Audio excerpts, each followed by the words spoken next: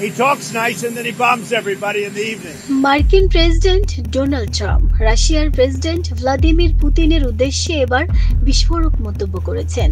বলেছেন, পুতিন সাহেব খুব সুন্দর করে কথা বলার পরই সবাইকে গিয়ে বোমা মেরে আসেন। পুতিন সত্যিই অনেক মানুষকে অবাক করে দিয়েছেন। এটা হয়তো পুতিন সাহেবের একটা নিজস্ব স্বভাব। Putin really surprised a lot of people. He talks nice and then he bombs everybody in the evening. রাশিয়ার ওপর নতুন নিষেধাজ্ঞার ইঙ্গিত দিয়ে ইউক্রেনে যুদ্ধের জন্য আবারও রাশিয়ার নেতা ভ্লাদিমির পুতিনের প্রতি অসন্তোষ প্রকাশ করেছেন ট্রাম্প। বলেছেন, আমরা ইউক্রেনের জন্য প্যাট্রিয়ট পাঠাবো, যা তাদের খুবই প্রয়োজন। তবে তিনি ইউক্রেনে কতগুলো অস্ত্র পাঠাবেন তা নির্দিষ্ট করে বলেননি। ওয়ালটন এখন দেশের সীমানা পেরিয়ে পৌঁছে গিয়েছে 50টিরও বেশি দেশে। ওয়ালটন, ঘরে ঘরে বিশ্বজুড়ে।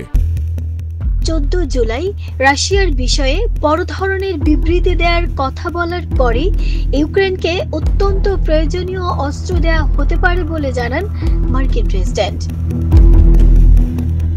সূত্র বলছে, কূটনৈতিক টানাপোড়েনের মধ্যেই সোমবার এই ঘোষণা আসতে পারে, কারণ মার্কিন বিশেষ দূত তার সবশেষ ইউক্রেন সফর শুরু করছেন এবং ওয়াশিংটনে ন্যাটো মহাসচিব মার্ক রুটের সাথে দেখা করার কথা রয়েছে ট্রাম্পের।